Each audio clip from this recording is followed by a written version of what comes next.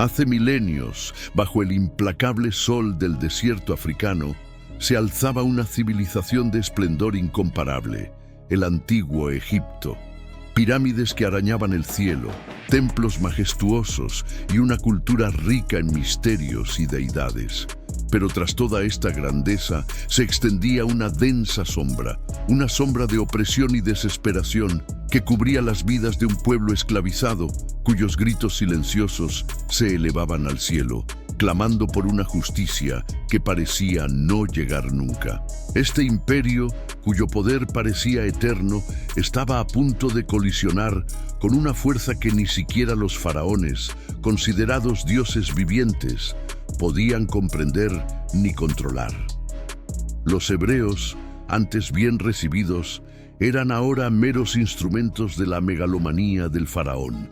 Construyeron ciudades, monumentos y tumbas que glorificaban a sus verdugos bajo el látigo de capataces despiadados. Sus vidas se consumían en el trabajo diario, sus esperanzas se desmoronaban bajo el peso de las piedras y la tiranía. El faraón, temiendo el crecimiento numérico de este pueblo extranjero, endureció su corazón y sus leyes, buscando aniquilar cualquier vestigio de identidad o espíritu que pudiera conducir a la rebelión.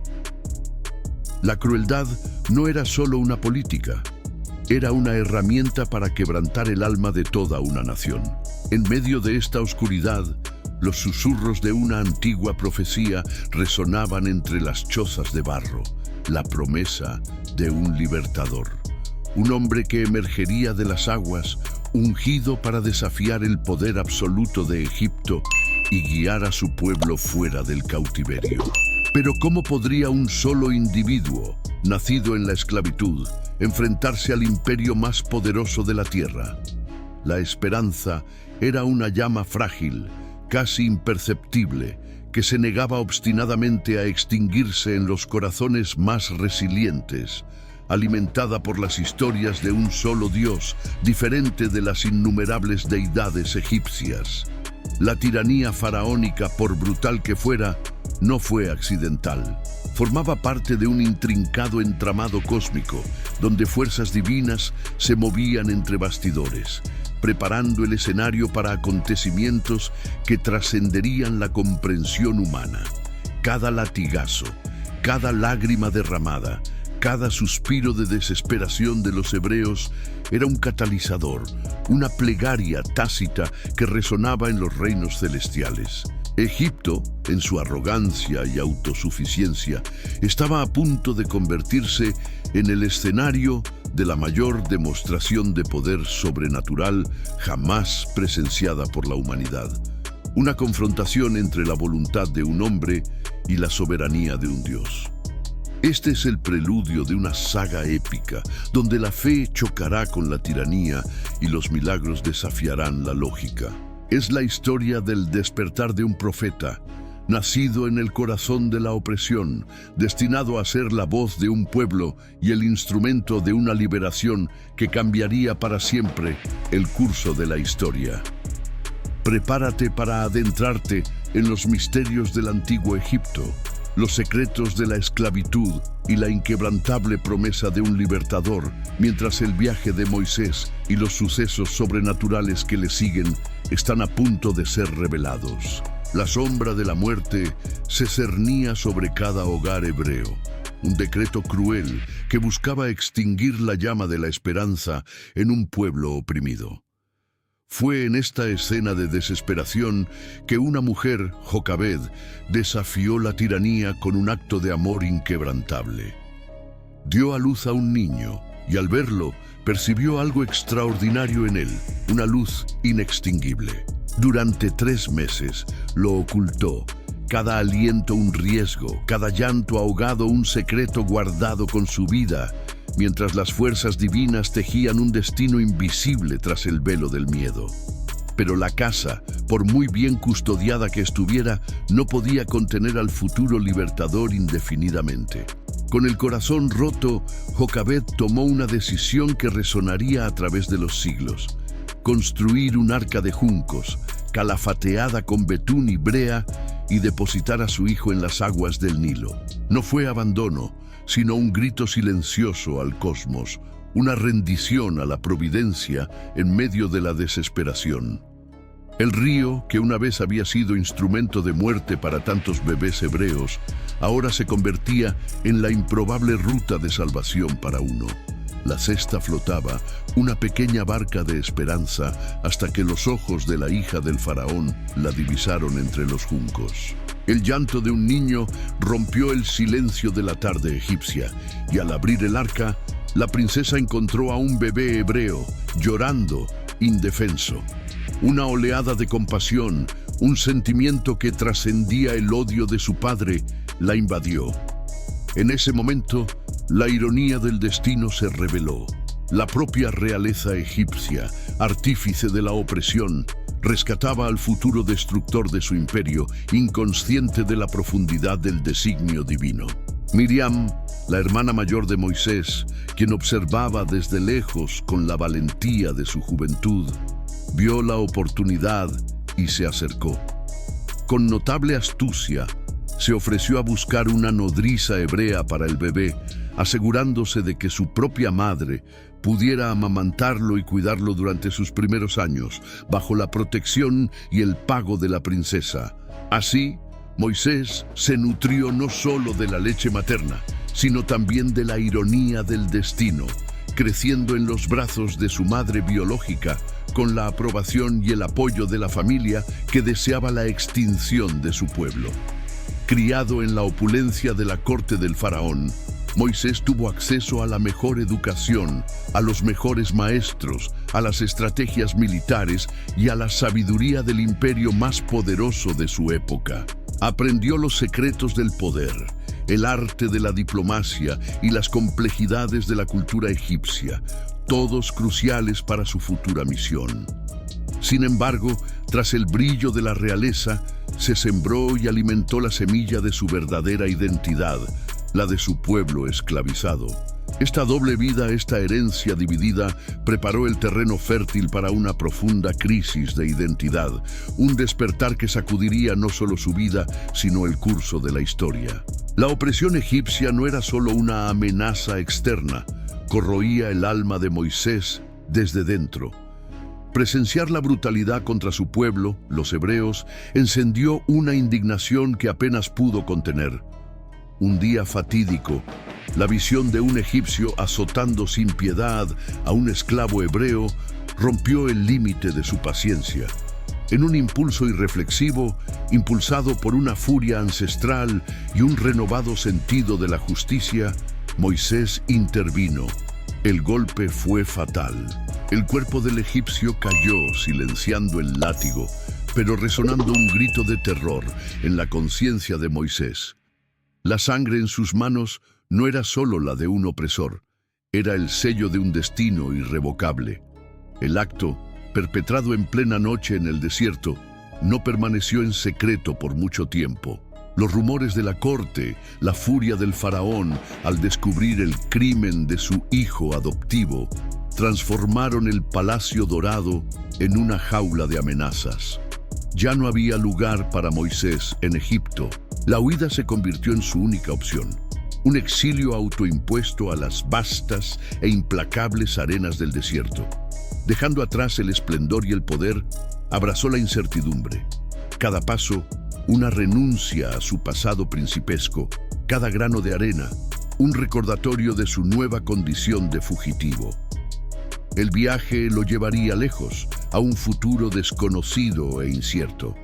El arduo y solitario viaje lo condujo a la tierra de Madián, un oasis de relativa paz en medio de la desolada inmensidad. Junto a un pozo, símbolo de vida y encuentro, Moisés fue testigo de la injusticia una vez más, al defender a las hijas de Jetro, sacerdote madianita, de pastores hostiles. Este acto de caballerosidad, tan distinto de la violencia que lo había exiliado, le abrió las puertas de un nuevo hogar. Jetro, reconociendo la nobleza en su gesto, le ofreció refugio y, finalmente, la mano de su hija Séfora en matrimonio. El príncipe egipcio, el asesino fugitivo, encontró un nuevo rol: esposo, padre y, sorprendentemente, pastor. Los siguientes 40 años fueron un enigma de silencio y profunda transformación. Lejos de los lujos e intrigas de la corte, Moisés pastoreaba los rebaños de su suegro por los áridos y montañosos paisajes de Madián. El desierto, antaño símbolo de escape y castigo, se convirtió en su maestro más severo y sabio. Sus interminables dunas, sus cielos estrellados y su profundo silencio lo despojaron de su identidad egipcia, de su arrogancia y de su impetuosidad. Aprendió paciencia del lento paso del rebaño, resiliencia de la escasez de agua y humildad de la inmensidad de la creación. Cada amanecer en el desierto era una lección, cada atardecer una meditación silenciosa. El aislamiento forzado no era un vacío, sino un espacio de plenitud espiritual. La mente de Moisés, una vez instruida en las artes y ciencias de Egipto, ahora se abría a una sabiduría más profunda, a una conexión primigenia con la tierra y el misterio que la impregnaba. El desierto, con su austera belleza y su implacable crueldad, moldeó al hombre, transformando al impulsivo príncipe en un líder contemplativo, al fugitivo en un guardián silencioso. Fue allí, en la soledad del desierto, donde la voz divina comenzaría a resonar, preparándolo para el llamado que cambiaría la historia de un pueblo y el destino del mundo. El exilio no era un fin, sino el crisol donde se forjaría un profeta.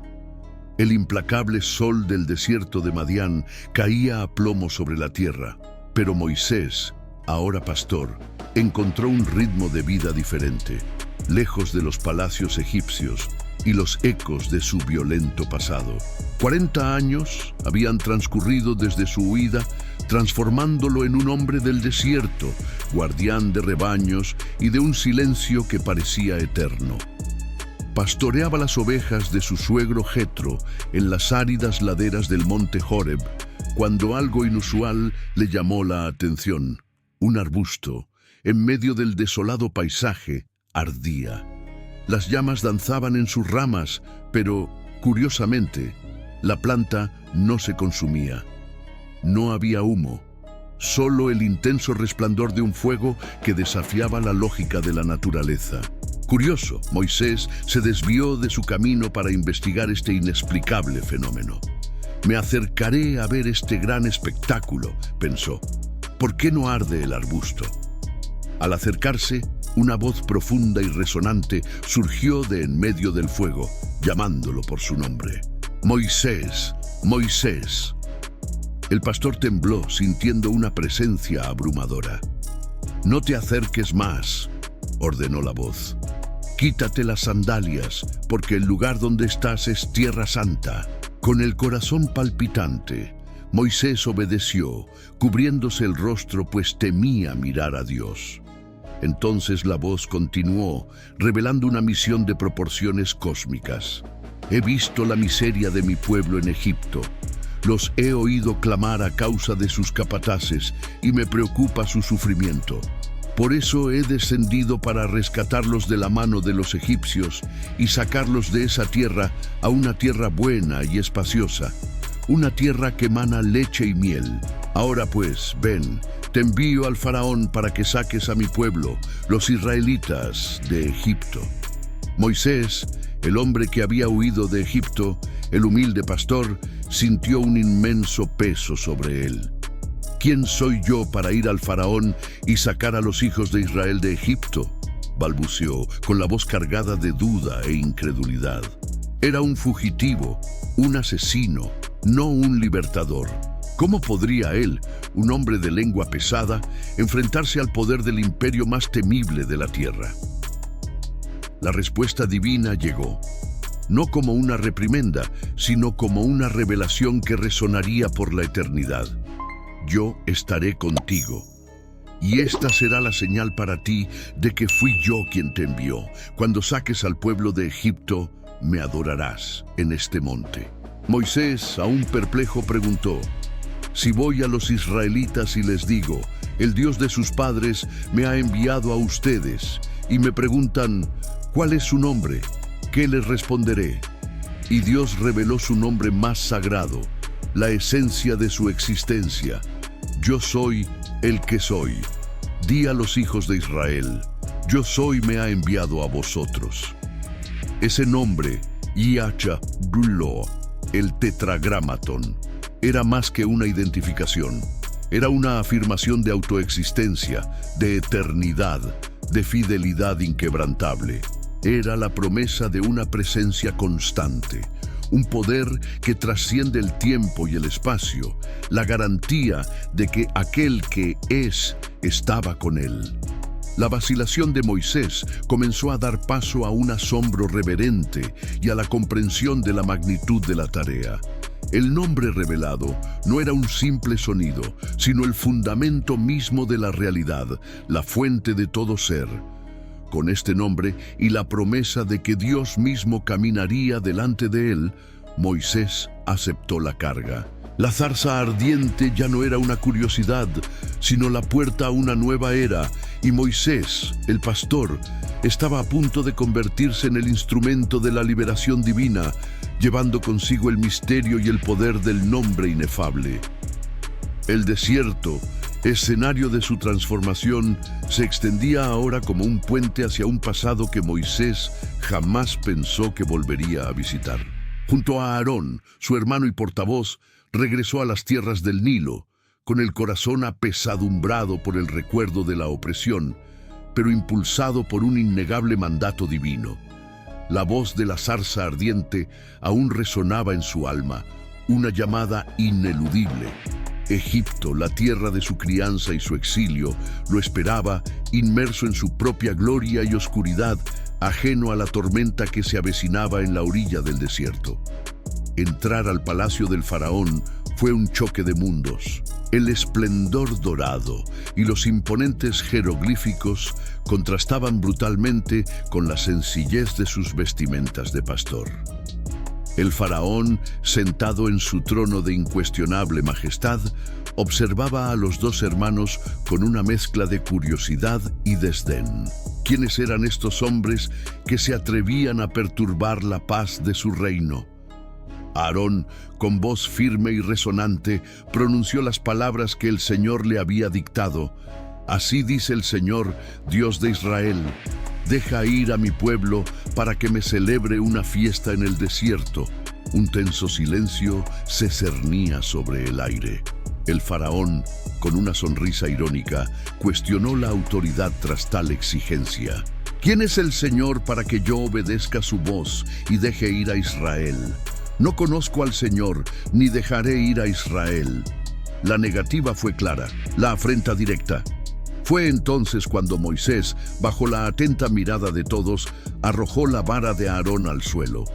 En un instante de pura metamorfosis, la madera seca se contorsionó, adquiriendo escamas y una mirada vidriosa, transformándose en una serpiente que silbaba amenazadoramente sobre el mármol pulido. La conmoción recorrió la corte, pero la sorpresa del faraón se transformó rápidamente en desafío. Con un gesto de la mano, convocó a sus propios magos y hechiceros. Con sus encantamientos y artes secretas, los sabios egipcios también arrojaron sus bastones al suelo, y estos, a su vez, se transformaron en serpientes. Una demostración de poder que pretendía igualar lo divino, pero que fue rápidamente eclipsada. La serpiente de Aarón, con una ferocidad inesperada, avanzó y devoró las serpientes de los magos, reabsorbiéndolas en su propio ser antes de volver a ser un simple bastón en las manos de Aarón. Aún así, el faraón permaneció inquebrantable. Su corazón, ya endurecido por la arrogancia y la creencia en su propia divinidad, se negó a ceder. Vio el prodigio, pero lo interpretó como un simple truco de magia, un concurso de brujería, no como una manifestación del poder del Dios de Israel. La terquedad del faraón, su negativa a reconocer una autoridad superior a la suya, selló el destino de Egipto. Esa resistencia inicial, ese desafío altivo, no fue el final, sino el sombrío preludio. Fue la primera nota de una sinfonía de cataclismos, un camino pavimentado por la incredulidad que llevaría al reino más poderoso de la tierra al borde de la aniquilación, obligándolo a enfrentarse al verdadero rostro del poder divino.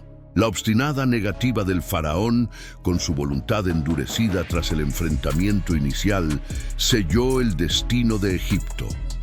El golpe no sería contra su corona, sino contra la vida misma de la nación, el Nilo.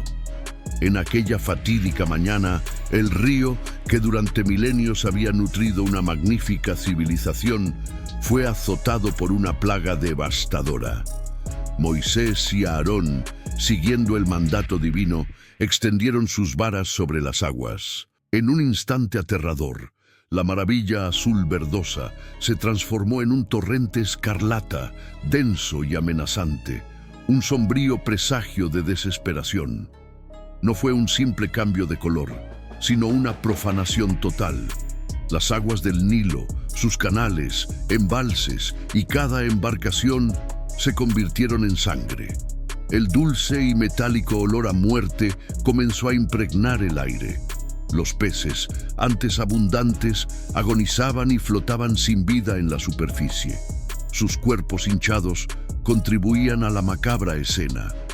El agua potable, un recurso básico y esencial, se volvió imbebible y repugnante. El Nilo, venerado como un dios benévolo, se había vuelto contra ellos, escupiendo su esencia como un veneno mortal e ineludible. El impacto cultural y religioso fue devastador. Hapi, dios de la inundación y la fertilidad del Nilo, era una de las deidades más veneradas. Su imagen representaba la abundancia y la vida que traía el río. Ahora, Hapi estaba corrompido, su dominio usurpado, su esencia profanada. La plaga no fue un desastre natural. Fue un ataque directo a la teología egipcia, una humillación pública de sus dioses ante el poder de Israel. Cundió el pánico, la fe flaqueó y las oraciones a los ídolos se convirtieron en gritos de desesperación, mientras la sed y la contaminación aumentaban. Ante esta calamidad, el faraón convocó a sus magos. Quienes habían replicado el milagro de la serpiente, ahora intentaban imitar lo imposible. Con sus artes arcanas, lograron, a pequeña escala, transformar un poco de agua en sangre. Sin embargo, esta demostración solo acentuó la impotencia egipcia. Podían agravar la miseria, pero no aliviarla. No había magia capaz de revertir la plaga ni de purificar el Nilo. La incapacidad de los magos para deshacer lo que Moisés había invocado era una prueba irrefutable. No se trataba de una competencia entre hechiceros, sino entre el Dios verdadero y los falsos ídolos. 7 días de agonía se prolongaron, intensificando la sed, el hambre y la desesperación. El pueblo cavó pozos frenéticamente en busca de agua limpia, a menudo en vano. A pesar del sufrimiento palpable de la nación, la afrenta directa a sus dioses y la impotencia de los hechiceros, el faraón permaneció inquebrantable. Su corazón, ya endurecido por el orgullo y el miedo, se negó a ceder. La primera plaga fue una advertencia brutal, un presagio de lo que estaba por venir. La sordera del faraón a la voz divina garantizó que Egipto aún no había probado lo peor. La angustia del pueblo egipcio apenas comenzaba. El faraón, en su terquedad, había presenciado cómo el Nilo se convertía en un río de sangre, pero su corazón se mantuvo firme. La primera plaga no quebró su férrea voluntad, pero la divinidad no cejaría. Una nueva amenaza, más íntima y repulsiva, estaba a punto de desatarse. La voz de Dios, a través de Moisés, resonó: «Deja ir a mi pueblo, o infestaré toda su tierra de ranas». Este castigo se infiltraría en los rincones más sagrados de la vida egipcia, haciendo la existencia insoportable y poniendo a prueba la higiene y la cordura del pueblo. La negativa del faraón selló el destino de Egipto. Aarón extendió su mano sobre las aguas, y de las profundidades de ríos y pantanos emergió una vibrante y palpitante marea de ranas. No eran pocas, era un torrente ininterrumpido, una viscosa alfombra de anfibios que cubría cada centímetro de tierra.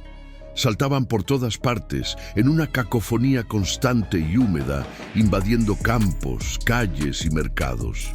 El suelo desaparecía bajo una masa verde y marrón, y el sonido de su croar llenaba el aire, una sinfonía infernal de presencia ineludible. Pero la invasión no se limitó al exterior. Las ranas, con repulsiva audacia, penetraron en casas, templos y palacios. Se arrastraron por pasillos, treparon paredes, saltaron sobre mesas y se zambulleron en tinajas. Ningún refugio era seguro. Camas, hornos, ollas, todo profanado por la fría y húmeda presencia de estos invasores. Imagine despertar sintiendo la piel viscosa de una rana en la cara o preparar una comida y encontrar docenas de ellas en su olla. La vida egipcia se derrumbó en un caos de repulsión y desesperación, un recordatorio constante de la impotencia humana. La presión se volvió insoportable. Los magos egipcios, que hasta entonces habían imitado la plaga invocando más ranas, pronto se dieron cuenta de la inutilidad de sus poderes. Podían traerlas, pero no quitarlas. La miseria y la repulsión alcanzaron su punto máximo y el faraón, por primera vez, pareció ceder. Llamó a Moisés y a Aarón, con la voz entrecortada por la urgencia y el disgusto. «Rueguen al Señor que aleje las ranas de mí y de mi pueblo, y dejaré ir al pueblo», suplicó en un momento de aparente debilidad. La promesa, aunque forzada, era clara y esperanzadora. Moisés, en su fe, intercedió ante Dios. Al día siguiente, una muerte masiva y repentina azotó la tierra. Las ranas morían por todas partes, amontonadas en montones pestilentes que se extendieron por todo Egipto. Un nuevo horror visual y olfativo. El aire, antes lleno de croar, ahora traía el nauseabundo olor a descomposición. Sin embargo, con el alivio de la plaga, llegó la familiar y amarga decepción. El faraón, liberado de la presión inmediata, endureció su corazón una vez más. Su promesa se desvaneció como el humo. La liberación fue negada, abriendo la puerta a la siguiente y terrible manifestación de ira. El Nilo, antaño fuente de vida, se había convertido en sangre, y las ranas, en su viscosa invasión, cubrían cada centímetro de Egipto. El faraón, en su fingido arrepentimiento, había prometido liberar al pueblo, pero su palabra fue tan efímera como la niebla matutina que se disipa con el sol. Con cada plaga eliminada, su corazón se endurecía, una fortaleza de orgullo y desafío contra el Dios de Israel. La corte egipcia, ya agotada y perpleja, observaba con creciente temor la escalada de los prodigios. Pero lo peor estaba por venir, y la distinción entre lo divino y lo mundano se haría dolorosamente clara. Entonces, la voz de Moisés resonó de nuevo, presagio de una nueva calamidad. «Extiende tu vara, Aarón, y golpea el polvo de la tierra», instruyó el profeta. Y así se hizo. La tierra seca, el polvo que cubría toda superficie, cobró vida de repente. No eran solo granos inertes, eran piojos o quizás pequeños mosquitos que brotaban de la tierra en una nube irritante e implacable. Infestaban a hombres y animales, arrastrándose por la piel, entrando en los ojos, la nariz y la boca. Todo Egipto sufría una picazón incesante y una sensación de impureza que ningún baño podía quitar. Los magos, antaño tan seguros de sus artes, intentaron replicar la hazaña, pero sus encantamientos fracasaron estrepitosamente.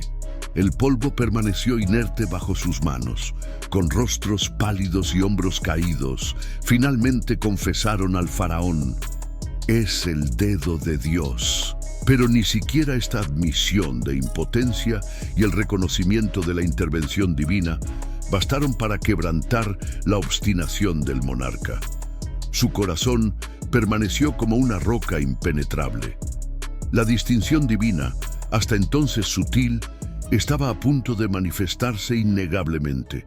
La siguiente plaga sería un testimonio de la parcialidad de un Dios que protegía a los suyos.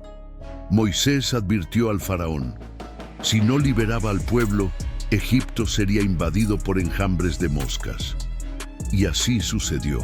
El aire se volvió denso, oscuro, zumbando con la presencia de millones de insectos.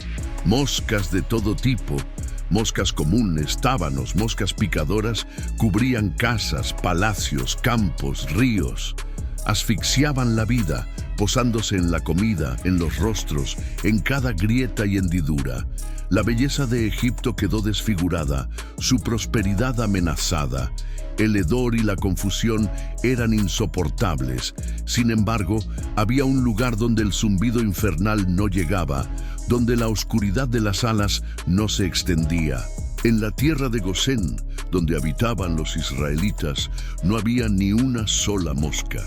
Las casas de los egipcios estaban llenas, pero las de los hebreos, milagrosamente, estaban limpias. Era una línea invisible, pero inquebrantable, trazada por la mano divina. El contraste era impactante, una señal innegable de que el Dios de Israel no solo era poderoso, sino también justo y selectivo en su ira. El faraón lo vio, sus consejeros lo vieron, el pueblo egipcio lo vio. La distinción era clara. La mano que afligía a los opresores protegía a los oprimidos. Sin embargo, el orgullo del faraón venció a la razón, y la libertad de los israelitas permaneció como un sueño lejano, mientras Egipto se hundía aún más en la oscuridad de las plagas. La distinción se había vuelto innegable, pero la terquedad faraónica persistió, impulsando la narrativa divina a un nuevo nivel de intervención. La siguiente manifestación no sería una irritación generalizada, sino un golpe devastador y quirúrgico al corazón de la economía egipcia: la plaga del ganado. Mientras las moscas aún zumbaban, quizás como un eco lejano de la plaga anterior, se cernía una amenaza más oscura y silenciosa que prometía no solo incomodidad, sino la aniquilación de uno de los cimientos más sólidos de la riqueza y el sustento del imperio. Egipto, que se enorgullecía de su prosperidad y recursos, estaba a punto de presenciar la fragilidad de su dominio sobre su propia tierra. Así, la quinta plaga se manifestó con una velocidad aterradora, una plaga terrible que atacó a los rebaños egipcios sin previo aviso. Caballos, burros, camellos, bueyes y ovejas. Todo el ganado egipcio fue azotado por una misteriosa y devastadora enfermedad que lo diezmó en masa. Campos antaño rebosantes de vida y movimiento se transformaron en cementerios al aire libre, un escenario desolador de cadáveres y muerte. El contraste fue marcado e inconfundible. Mientras el ganado egipcio perecía, ni un solo animal de los israelitas que convivían juntos sufrió daño alguno.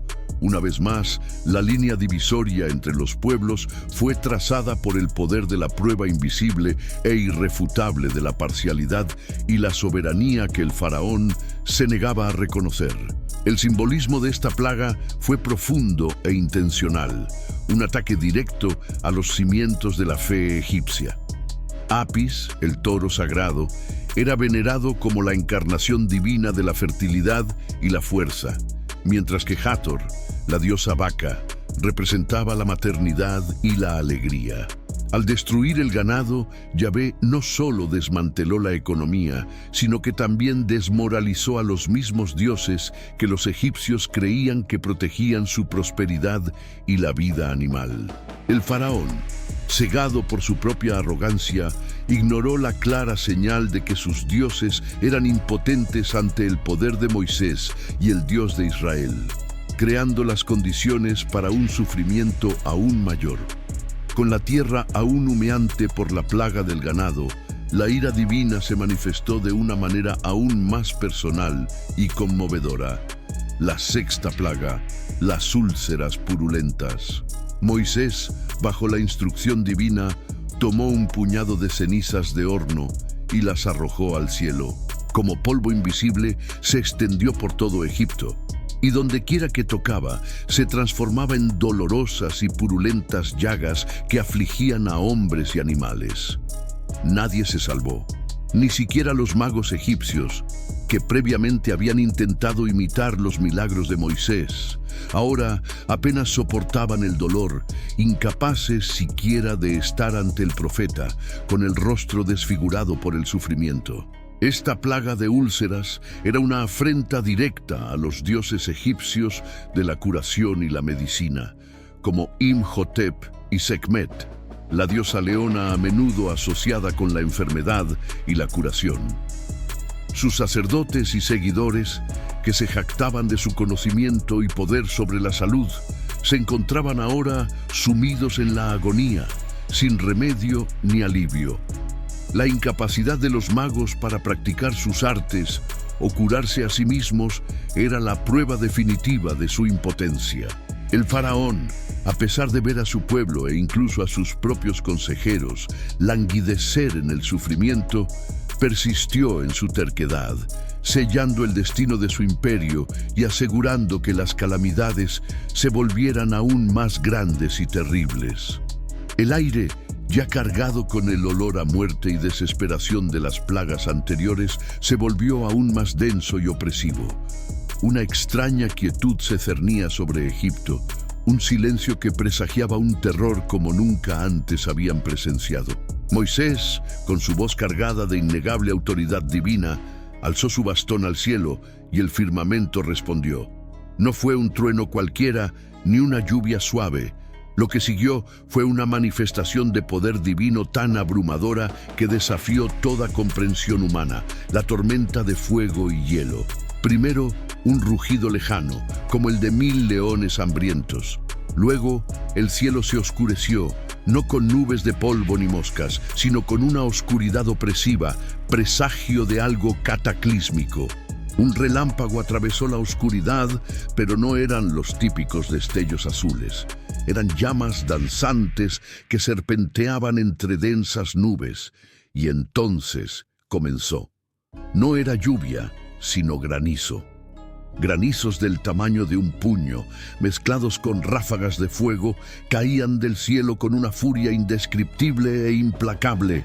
Cada impacto era un trueno, cada explosión una chispa que incendiaba todo lo que tocaba. Los cultivos, que apenas habían sobrevivido a plagas anteriores, fueron pulverizados en segundos. Los campos de lino y cebada, orgullo de la agricultura egipcia, se transformaron en un mar de destrucción y cenizas. Los majestuosos y antiguos árboles fueron despojados de sus hojas y ramas, muchos de ellos agrietados e incendiados, en un espectáculo de horror y desolación. Los animales que se atrevieron a permanecer a la intemperie fueron alcanzados y murieron instantáneamente, con sus cuerpos carbonizados y congelados en una macabra y estremecedora paradoja. El pánico era absoluto. La gente corría a refugiarse, pero el granizo destrozaba techos y paredes, y el fuego se propagaba a una velocidad aterradora. El sonido era ensordecedor. El continuo estruendo del granizo, el crepitar de las llamas, gritos de terror y súplicas desesperadas. La tierra, antaño fértil y vibrante, estaba siendo devastada, transformada en un escenario apocalíptico de humo, hielo y ruinas humeantes. En el palacio, el faraón, antes tan arrogante, temblaba, aterrorizado por la magnitud de la destrucción, al ver su reino desmantelado por una fuerza que ni siquiera podía comprender y mucho menos controlar. Finalmente cedió. Llamó a Moisés y a Aarón con la voz entrecortada por el miedo. «Esta vez he pecado», confesó. «El Señor es justo y yo y mi pueblo somos malvados. Ruega al Señor que detenga este granizo y estos rayos.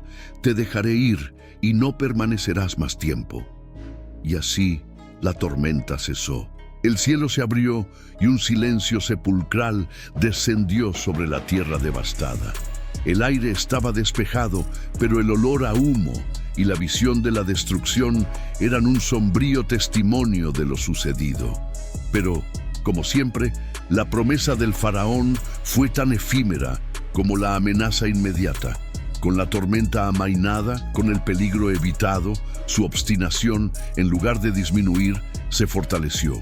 El corazón del faraón se endureció de nuevo y se negó a liberar a Israel, preparando el escenario para las siguientes y aún más terribles manifestaciones del poder divino. El granizo había devastado todo lo expuesto, pero una amenaza aún más insidiosa se cernía en el horizonte. Moisés y Aarón se presentaron de nuevo ante el faraón, no para ofrecer alivio, sino para anunciar la plaga que consumiría lo que el granizo había salvado. La octava plaga no llegaría con truenos y relámpagos, sino con un zumbido lejano, un sonido que se convertiría en el presagio de una hambruna sin precedentes. Era la nube negra, la mancha viviente que oscurecería el sol y la esperanza de todo un pueblo, la aniquilación total de su sustento. Y así fue. Una horda innumerable de langostas, nunca antes vista en la historia de Egipto, descendió sobre la tierra. El cielo se oscureció no por las nubes, sino por la compacta masa de insectos que se movían con voracidad. En cuestión de horas, las vastas cosechas que habían sobrevivido al granizo, los campos de trigo, cebada y lino, quedaron reducidas a tallos desnudos. Cada hoja, cada brote verde, cada fruto fue devorado con una eficacia aterradora. Donde antes había vida y la promesa de cosechas, ahora solo quedaba la tierra árida y la sombra de una devastación total. El terror no fue solo la pérdida material, fue la aniquilación de su propio sustento. La plaga de langostas no fue un desastre agrícola, sino un ataque directo a la esencia de la vida egipcia, a su economía y a su capacidad de alimentar a su vasta población. Los egipcios, que dependían de cosechas abundantes, se encontraron ante el espectro de una hambruna masiva.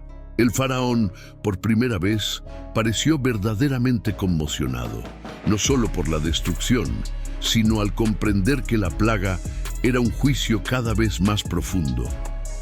Sus propios sirvientes le suplicaron que cediera, pues Egipto estaba al borde del colapso. La desolación era absoluta. Los árboles, antes frondosos, habían perdido sus hojas. Los campos, antes verdes, se habían convertido en una alfombra marrón y masticada. No quedaba ni un solo rastro de vegetación en toda la tierra de Egipto. Esta plaga no solo complementó la devastación del granizo, sino que la superó, eliminando cualquier esperanza de recuperación inmediata. Fue una demostración incuestionable del poder de Yahvé sobre la naturaleza y sobre los dioses egipcios asociados con la fertilidad y la cosecha, como Renenutet y Nepri. La invasión de langostas fue el golpe definitivo a la autosuficiencia egipcia, revelando la fragilidad de un imperio que se consideraba invencible. La hambruna inminente no era solo una amenaza. Era una realidad palpable que se asentaba en los corazones y estómagos de millones de personas. Con cada plaga, el juicio divino se intensificaba, exponiendo la arrogancia del faraón y la impotencia de sus dioses. Si te resulta útil esta exploración a fondo, dale a me gusta y suscríbete al canal para no perderte los próximos misterios que desvelaremos. Mientras Egipto aún se tambaleaba por el peso de la aniquilación agrícola, con sus campos yermos y la hambruna acechando, una nueva calamidad de naturaleza completamente distinta descendería sobre la tierra. No sería una plaga que destruyera las cosechas, ni un ejército de insectos hambrientos, ni granizo, ni enfermedad. Esta vez, El aire mismo se convertiría en un velo impenetrable, una densa oscuridad, un crepúsculo tan profundo que se podía sentir, invadiría cada rincón del reino, hundiéndolo en un abismo de oscuridad durante 3 largos y aterradores días. No era solo la ausencia de luz, sino una presencia opresiva, un peso sobre el alma egipcia. Imagínate inmerso en esta oscuridad absoluta. No era la oscuridad de la noche, que prometía el amanecer, sino una noche interminable donde el sol se negaba a salir. Los egipcios no podían verse, moverse ni realizar ninguna tarea. La vida se detuvo. El aislamiento era total, cada persona atrapada en su propia celda de oscuridad, con el contacto de un vecino o una voz lejana como únicos vínculos con el mundo exterior. El miedo psicológico se instaló. El miedo a lo desconocido, a lo que pudiera acechar en la oscuridad, la pérdida de orientación y la sensación de que el mundo, tal como lo conocían, había sido absorbido. Esta plaga fue un golpe directo al corazón de la teología egipcia. Ra, el dios del sol, era la deidad suprema, creador de la vida, señor del día y de la luz. Su viaje diario por el cielo aseguraba el orden y la existencia. Pero ahora, Ra estaba ausente, o peor aún, subyugado. El propio faraón era visto como el hijo de Ra, su representante en la tierra. La incapacidad de Ra para disipar esta oscuridad no era simplemente un fracaso cósmico. Era una humillación pública, prueba irrefutable de que existía un poder superior, una fuerza que ni siquiera el dios del sol egipcio podía desafiar ni controlar. La fe en sus dioses se derrumbó bajo el peso del crepúsculo. Y, como en plagas anteriores, la distinción divina fue cruda y cruelmente evidente para los egipcios. Mientras Egipto se sumía en un caos cegador y aterrador, las moradas de los israelitas en la tierra de Gosén se bañaban de luz. Una luz que no provenía del sol, sino de una fuente misteriosa y divina que iluminaba sus hogares y les permitía vivir y moverse sin obstáculos. Esta flagrante dicotomía intensificó el tormento egipcio, demostrando que la plaga no era un evento natural, sino un juicio selectivo, una clara demostración del favoritismo y la protección de un Dios al que se negaban a reconocer.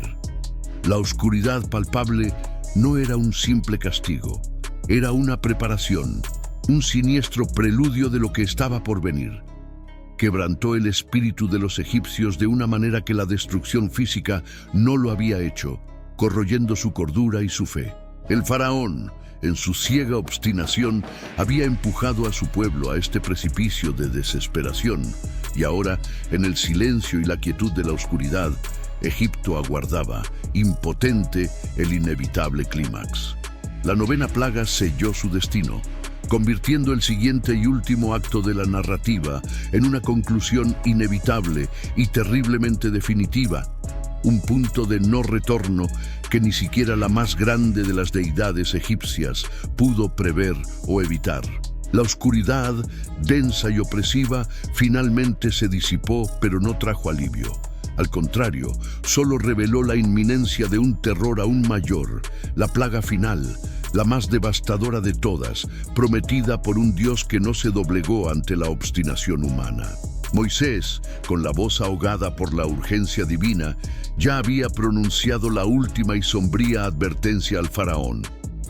A medianoche, todos los primogénitos de Egipto, desde el heredero al trono hasta el hijo del sirviente y el primogénito del rebaño, serían aniquilados. Una amenaza que resonó no solo como castigo, sino como la ruptura definitiva de la columna vertebral de una civilización. La negativa del faraón a liberar a un pueblo resultaría en la pérdida de una generación entera, un precio inimaginable por su terquedad. Pero para los israelitas existía una vía de escape, una detallada instrucción divina para la salvación en medio de la catástrofe inminente. Cada familia debía seleccionar un cordero macho, sin defecto, de 1 año, y conservarlo hasta el día 14 del mes. Esa noche el cordero sería sacrificado, su carne asada al fuego, consumida con pan sin levadura y hierbas amargas. No era un simple ritual, era un acto de fe, una preparación para la libertad, un festín apresurado, con la ropa de viaje lista y el bastón en la mano. El cordero, un sacrificio puro, representaba la vida que se salvaría, en contraste con la muerte egipcia. El elemento más crucial de esta ceremonia era la sangre del cordero. No se derramaría en vano, sino que se recogería y se aplicaría cuidadosamente a los postes y al dintel de cada casa israelita. Esta marca carmesí en la madera sería la línea divisoria entre la vida y la muerte, un pacto silencioso entre Dios y su pueblo. Cuando el ángel de la muerte pasara por la tierra de Egipto, en su misión de cosechar a los primogénitos, vería la sangre y pasaría de largo, perdonando a quienes protegía. Era la Pascua, el pasaje del juicio, un recordatorio eterno de la fidelidad y obediencia divinas para la salvación. La sangre del cordero, un escudo invisible contra la ira. En aquella fatídica noche, mientras los israelitas se refugiaban tras sus puertas manchadas de sangre, Egipto se sumió en la más profunda de las pesadillas. A medianoche, un grito aterrador resonó por toda la tierra. El ángel de la muerte, la manifestación final del juicio divino, recorrió el país, cumpliendo la profecía con despiadada precisión. No hubo casa egipcia donde no cayera la muerte. Desde el primogénito del faraón, sentado en el trono, hasta el hijo mayor del más humilde prisionero en el calabozo y el primogénito de cada animal, todos sucumbieron. La vida, antes celebrada, ahora era arrebatada indiscriminadamente, dejando un rastro de luto y desesperación. El clamor que se extendió por Egipto esa noche no fue un gemido, sino un grito colectivo de angustia y desesperación que resonó por las ciudades y aldeas. El duelo era universal, palpable, tangible. El faraón, que había desafiado repetidamente al Dios de Israel, finalmente se había derrumbado. Su propio primogénito había muerto. La arrogancia y la terquedad dieron paso al terror y la rendición. Esa misma noche el faraón llamó a Moisés y a Aarón, ya no con amenazas, sino con una súplica desesperada. Levántense, salgan de en medio de mi pueblo, ustedes y los hijos de Israel, vayan, sirvan al Señor. La liberación, tan arduamente buscada, finalmente había llegado, pero a un costo incalculable para Egipto, sellando el destino de una nación. La noche de luto y clamor universal egipcio por la pérdida de cada primogénito finalmente quebró la férrea voluntad del faraón. Su propio hijo yacía sin vida y su arrogancia se desmoronó. Quien se proclamaba Dios ahora se sentía humillado e impotente. Ya no había más regateos. El faraón suplicó. En la oscuridad llamó a Moisés y a Aarón implorando: «Dejad a mi pueblo, id, servid al Señor. Tomad rebaños y vacas, y bendecidme también». La orden fue un éxodo forzado, impulsado por el terror. Los egipcios, aterrorizados, presionaron a los israelitas para que se fueran, temiendo: «Moriremos todos». La disposición de los israelitas, una respuesta directa a las instrucciones divinas, fue crucial. Con los lomos ceñidos, las sandalias y los callados estaban listos para la inminente partida. Sin tiempo para que la masa leudara, la harina cruda fue envuelta en sus ropas y llevada. La prisa era palpable, dictada por el pánico del faraón y los egipcios. Desesperados, los egipcios lo dieron todo: joyas de plata y oro, y ropa, vaciando sus riquezas. Así, los hijos de Israel despojaron a los egipcios, cumpliendo una antigua profecía y asegurando provisiones para el incierto viaje que les esperaba. La caravana que se formó fue colosal: 600.000 hombres a pie, sin contar mujeres y niños, y una vasta multitud mixta de otras etnias. Numerosos rebaños y manadas acompañaron el éxodo. Era una masa de humanos y animales en movimiento, una migración sin precedentes. La salida de Egipto no fue simplemente la huida de esclavos, sino la formación de una nación en marcha bajo la égida del milagro divino y la providencia hacia un destino desconocido. Este fue el nacimiento de Israel como un pueblo libre, forjado en el dolor y la esperanza. La rapidez de la partida implicó que el pan fuera ácimo y se horneara rápidamente. La matzá se convertiría en un símbolo perdurable de la Pascua y la liberación. La provisión divina no se limitaba a la comida. El Señor iba delante de ellos en una manifestación visible, una columna de nube de día para guiarlos, una columna de fuego de noche para alumbrarlos. Los protegió del calor y del frío. Esta presencia era la garantía de que, aunque el viaje era incierto, su liderazgo era incuestionable, un testimonio constante del poder que los había liberado. La partida de Israel marcó el fin definitivo del poder faraónico. El imperio que había esclavizado a un pueblo durante siglos, desafiando al Dios de Abraham, yacía humillado, con su autoridad en ruinas. La tiranía del faraón fue aplastada no por ejércitos, sino por la mano invisible de un Dios que cumple sus promesas. Fue el fin de la esclavitud y el comienzo de una nueva era para Israel, una nación libre que se enfrentaba a un desierto desconocido. El camino sería incierto, pero el triunfo de la fe sobre la opresión estaba asegurado, un legado de esperanza para todas las generaciones. La liberación forzada, el éxodo precipitado y la partida precipitada de un pueblo ahora libre.